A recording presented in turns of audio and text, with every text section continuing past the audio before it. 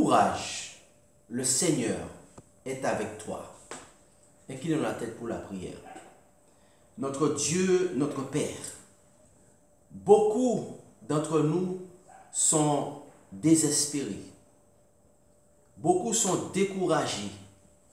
Certains sont malades et affligés, car nous vivons des temps difficiles. Nous avons besoin de toi, Seigneur. Nous avons besoin que tu nous parles aujourd'hui et que tu nous montres comment faire pour être victorieux et traverser ces temps difficiles. Parle-nous aujourd'hui par ton Saint-Esprit, au nom de Jésus-Christ et pour sa gloire. Amen. Courage, le Seigneur est avec toi. C'est un message que le Seigneur t'envoie aujourd'hui, à toi.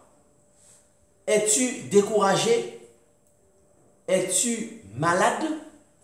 Es-tu désespéré? Es-tu fatigué? Courage, le Seigneur Jésus est avec toi. Ne crains pas la tempête qui frappe à ta porte. Ne crains pas les mauvaises nouvelles qui vont venir frapper à ta porte. Fixe les yeux sur le Maître et courage. Le Seigneur Jésus-Christ est ton guide, ton sauveur, ton docteur, ton consolateur, celui qui t'aime. Amen. Gloire à Dieu. Espère en Dieu. Espère en Dieu. Et ne promène pas des regards inquiets, te dit Jésus-Christ. Car il te dit Jésus-Christ, je suis ton sauveur. Cette époque est une époque sans précédent. L'époque de tous les dangers. Une époque troublée. Et nous avons besoin de savoir comment nous allons faire pour traverser cette époque difficile. C'est pourquoi le Seigneur Jésus-Christ s'adresse à nous aujourd'hui particulièrement. Et nous voyons cela dans le livre du prophète Ésaïe au chapitre 41 et au verset 10. Ne crains rien, car je suis avec toi. Amen. Ne promène pas des regards inquiets, car je suis ton Dieu.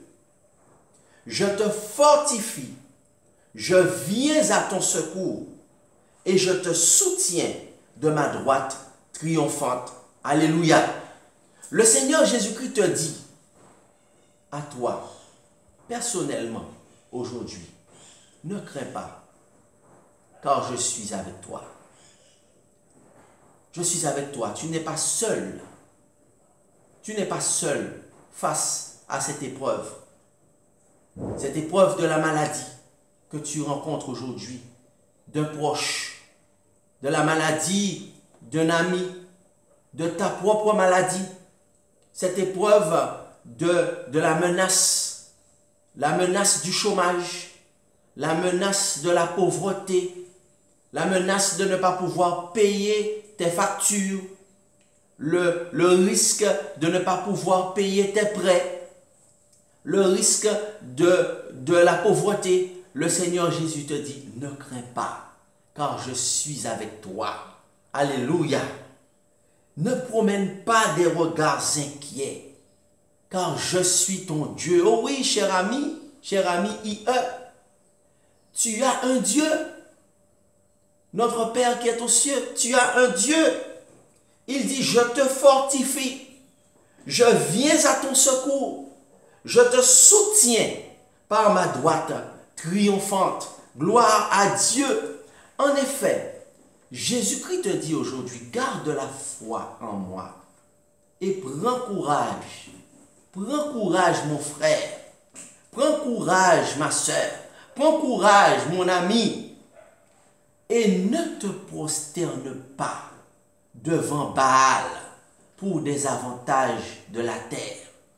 Oh, le Seigneur Jésus-Christ te parle aujourd'hui. Il te dit, prends courage, chrétien. Prends courage. ami, quel que soit celui que tu es, car il te dit, ne te prosterne pas devant Baal pour des avantages terrestres, car ta patrie est au ciel. Très bientôt, Jésus-Christ revient nous chercher. Alléluia.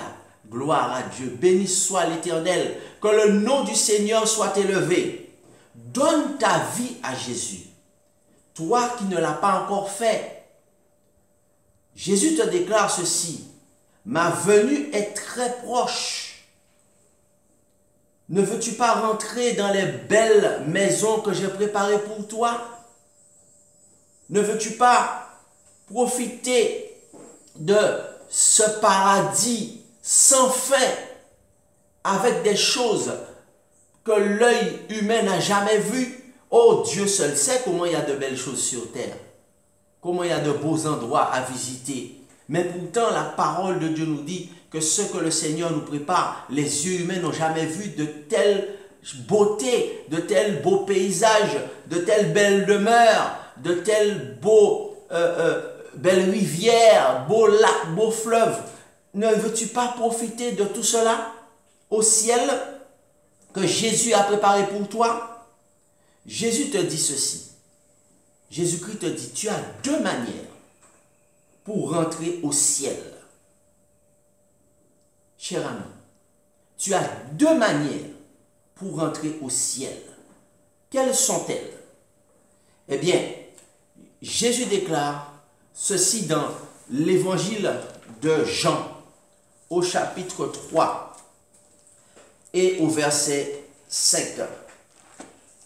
Il déclare ceci à un grand homme religieux, un enseignant de la parole de Dieu, un dirigeant religieux, un chef religieux. Il lui dit ceci. Jésus-Christ déclare, Jésus répondit, en vérité, je te le dis. Jésus répète en vérité deux fois parce que pour bien montrer que c'est un message extrêmement important et que c'est une vérité.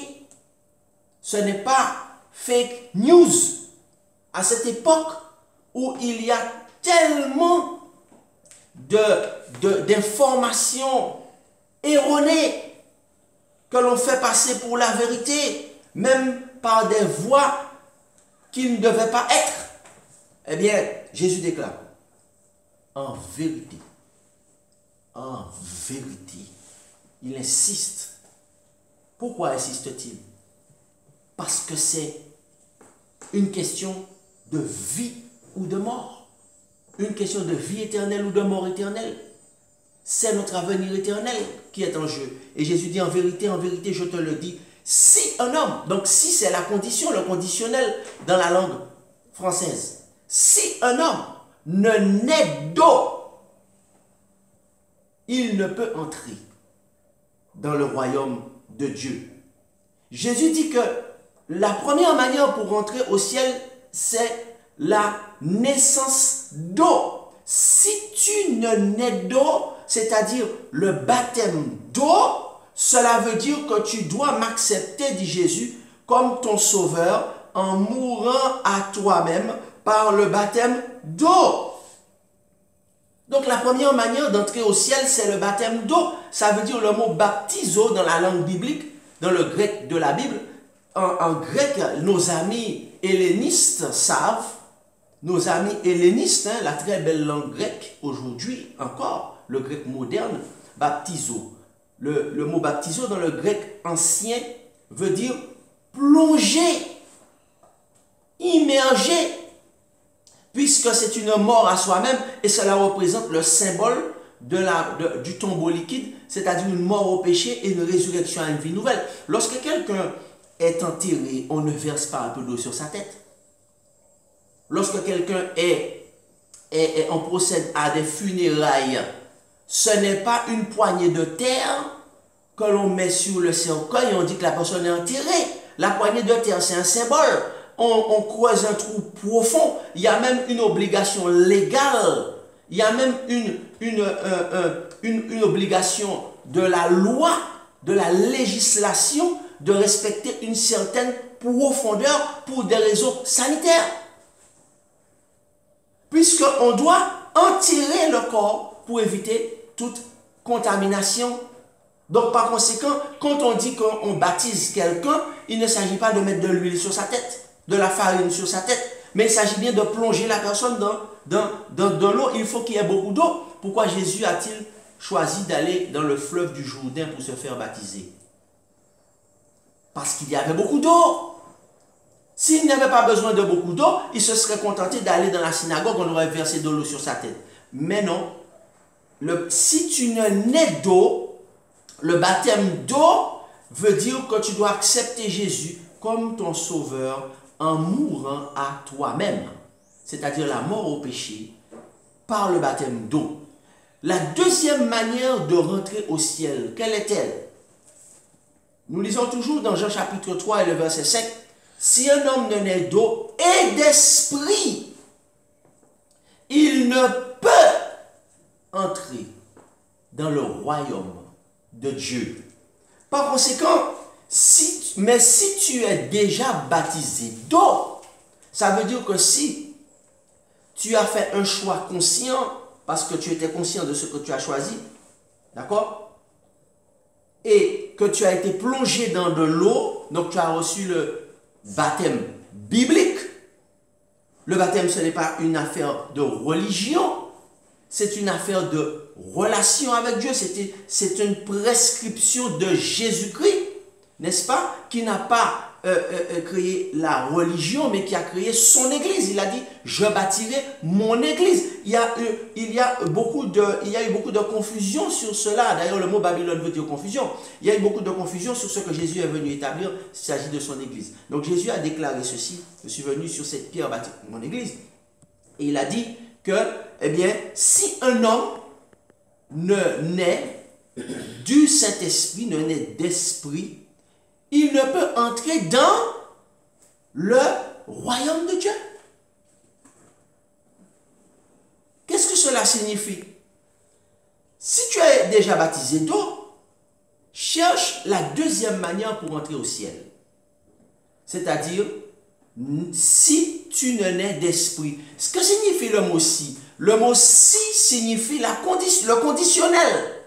D'ailleurs, nous nous rappelons tous nos cours de mathématiques au collège, en 5e, en 4e, 3e, où le professeur nous disait SSI, si et seulement si. Donc, le raisonnement mathématique est valable, mais il y a une condition. Si et seulement si. S'il n'y a pas la condition, il n'y a pas de raisonnement. N'est-ce pas? Donc, Jésus dit, si un homme ne naît d'eau et d'esprit, il ne peut entrer dans le royaume de Dieu. Donc, ce qui signifie que voici comment tu peux rentrer, n'est-ce pas, dans ta demeure au ciel avec moi, dit Jésus-Christ. Amen, alléluia. Si tu ne nais d'eau et d'esprit, tu ne peux rentrer dans le royaume de Dieu. Jésus-Christ parle à Nicodème, qui est un grand leader religieux, un homme qui enseigne les néophytes, n'est-ce pas?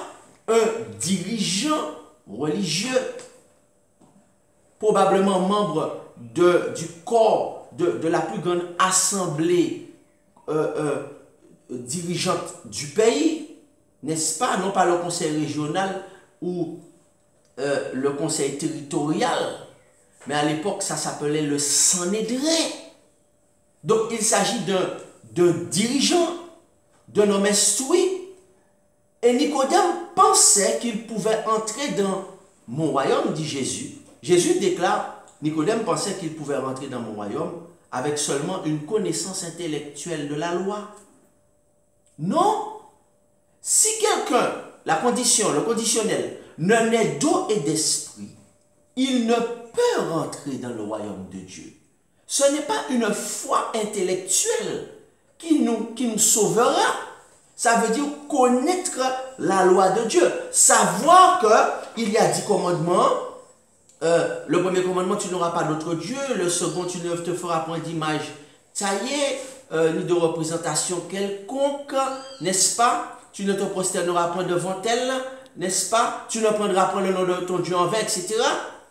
Ce n'est pas simplement la connaissance intellectuelle de la parole de Dieu qui nous sauve. N'est-ce pas? Savoir que, eh bien, il y a un Dieu, un seul Dieu qui existe. Non. Jésus déclare qu'il faut à Nicodème, si quelqu'un ne naît d'eau et d'esprit, Nicodème, il te manque quelque chose. Toi, le grand leader religieux, toi, celui qui enseigne les catéchumènes, toi, celui qui enseigne la parole de Dieu aux néophytes, toi Nicodème apprend aujourd'hui qu'il n'est pas encore sauvé. Parce qu'il doit naître d'eau, mais aussi du Saint-Esprit. À l'époque, dans la religion juive, on ne baptisait pas. C'était nouveau, c'était le baptême.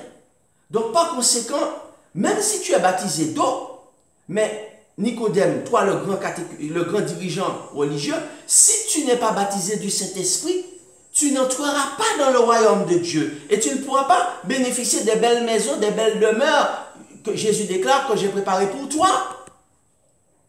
C'est pourquoi Jésus déclare ceci. Aujourd'hui, je vous ai promis le cadeau le plus précieux avant de monter au ciel. C'est mon consolateur, car je ne voulais pas vous laisser orphelins. Qui est mon consolateur, dit le Christ? Le Seigneur Jésus déclare, le Saint-Esprit a été envoyé pour nous conduire dans toute la vérité. Je dis amen à cela. Nous lisons dans l'évangile de Jean au chapitre 16 et au verset 33, n'est-ce pas? Dans Jean au verset 13. Dans Jean chapitre 16 et au verset 13, nous lisons, Jésus déclare, quand le consolateur sera venu, l'Esprit de vérité, il vous conduira dans toute la vérité. Et je dis gloire à Dieu pour cela. Le Saint-Esprit nous a été envoyé pour nous conduire dans toute la vérité. Et je dis amen à cela.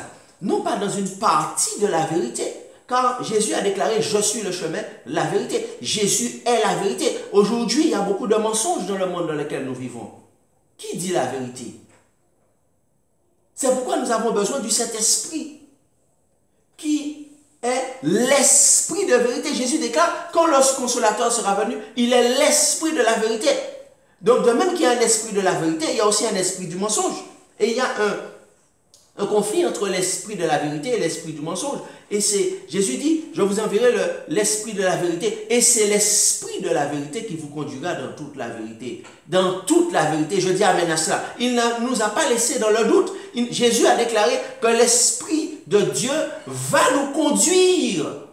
Alléluia. Et il va nous conduire dans toute la vérité. Alors, il se tient à la porte de ton cœur. Et il frappe.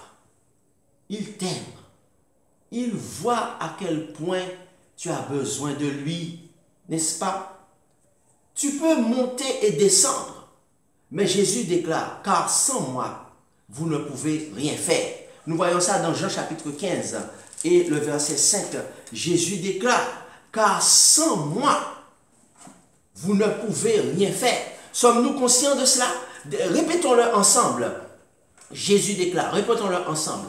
Jésus déclare, répétons ensemble, car sans Jésus, nous ne pouvons rien faire. Répète avec moi, sans Jésus, nous ne pouvons rien faire. Est-ce que nous pensons que nous allons pouvoir remporter la victoire sur tous ces problèmes que nous rencontrons en ce moment, par nous-mêmes, avec nos propres organisations, avec nos propres choses, n'est-ce pas, contre la maladie, contre le désespoir, contre la peur, contre la souffrance, par nous-mêmes? Contre la menace du chômage, contre la menace de la perte de son emploi, contre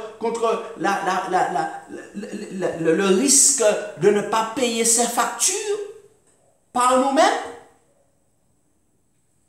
avec les plus éminents d'entre nous, les responsables, ceux qui sont à la tête de certaines organisations, c'est eux qui vont nous aider à résoudre ces problèmes. Jésus déclare, car sans moi, vous ne pouvez rien faire.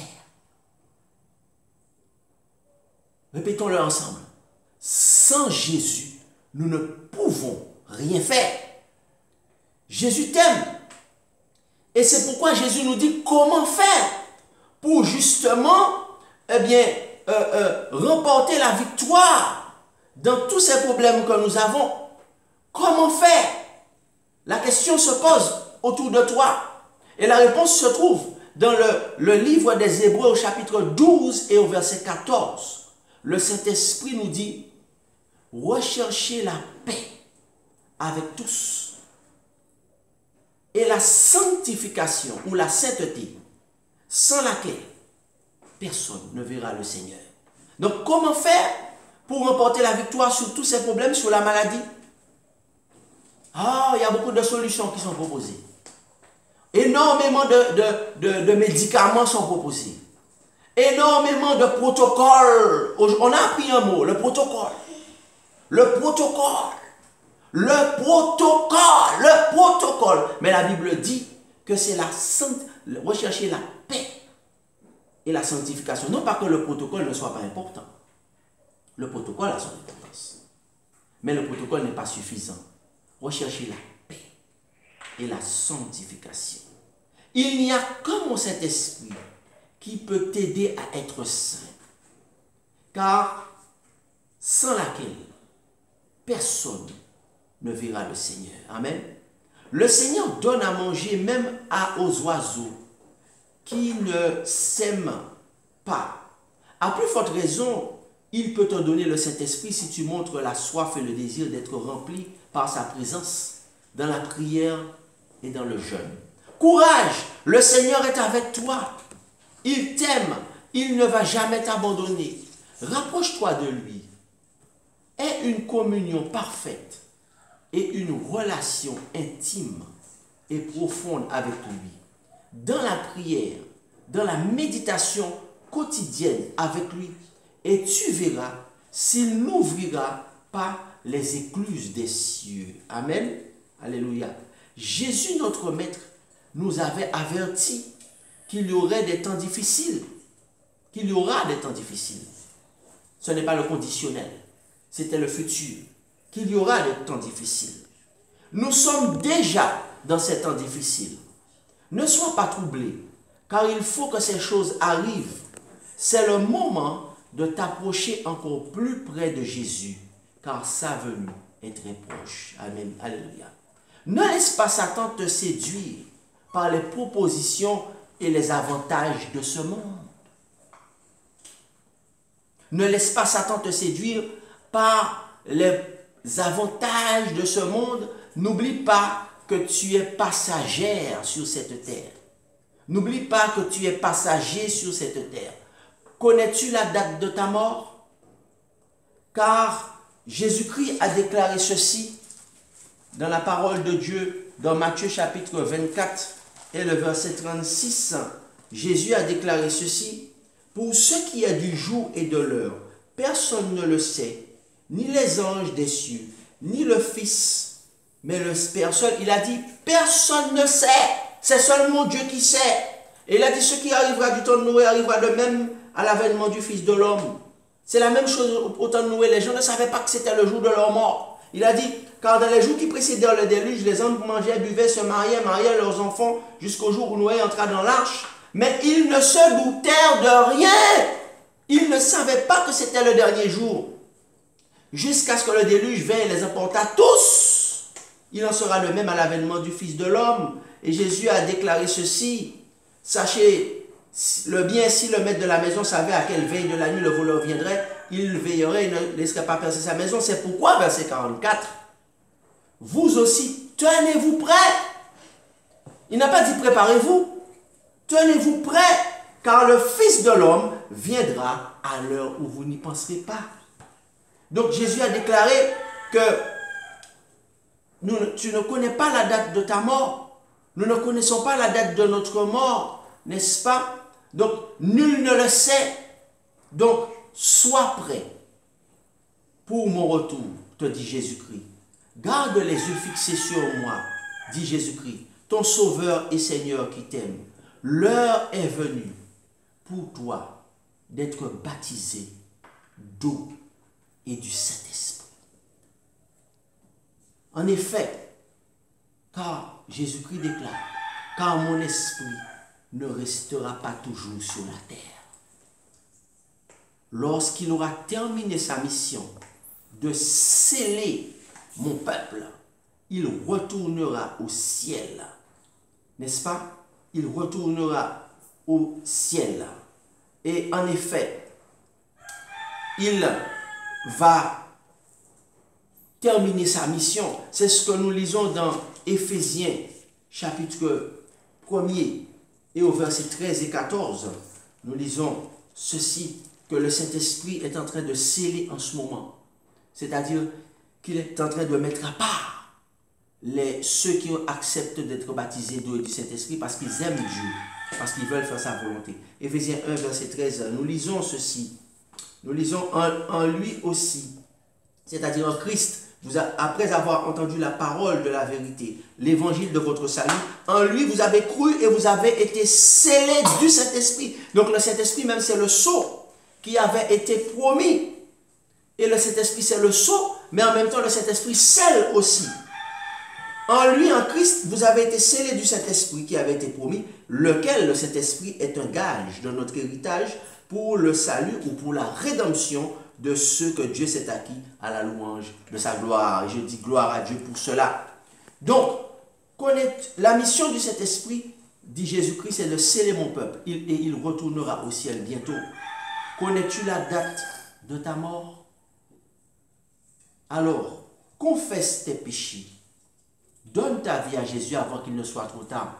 En effet, il faut confesser chaque péché de manière précise, le nommer, ne pas se contenter d'être vague, parce qu'un seul péché non confessé peut empêcher un homme ou une femme ou un enfant d'entrer dans le royaume de Dieu. Un seul péché non confessé empêchera un homme ou une femme ou un enfant d'entrer au ciel. Un seul. Donc il faut même parfois demander à Dieu, est-ce que j'ai oublié des péchés que je n'ai pas confessés? Ou dans ma jeunesse, est-ce que je n'ai pas confessé des péchés? Seigneur, révèle-moi les péchés que je n'ai pas confessés. Il nous faut confesser tous nos péchés. 1 Jean 1, verset 9 le dit, si, le conditionnel encore, nous confessons nos péchés, il est fidèle et juste pour nous les pardonner. Donc le pardon est conditionnel. Donc par conséquent, confesse tes péchés, donne ta vie à Jésus avant qu'il ne soit trop tard.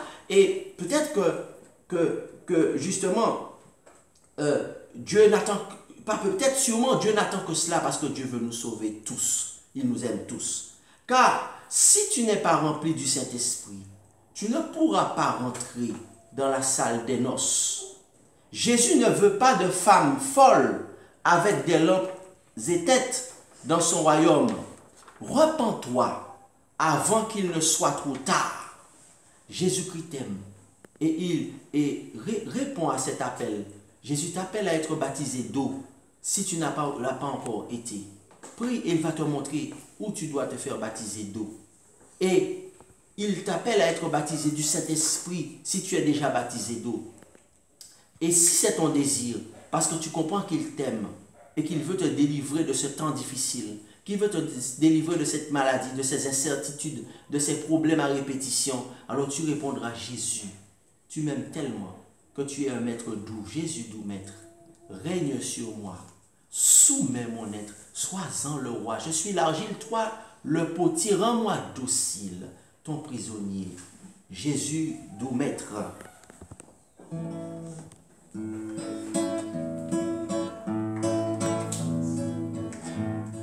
Jésus doux maître, règne sur moi,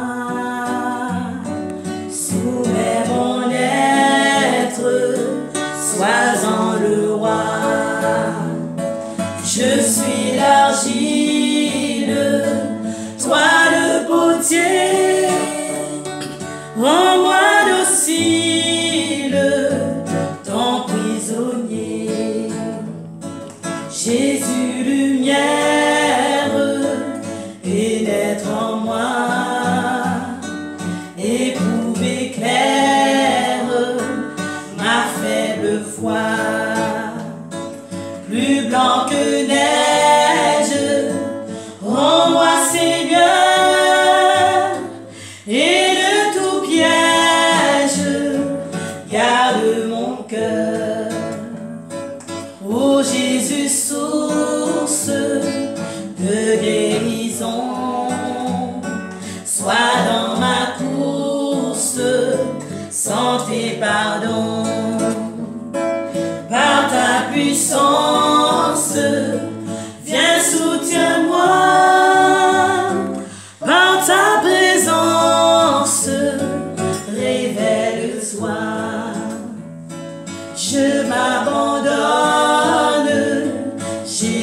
à toi.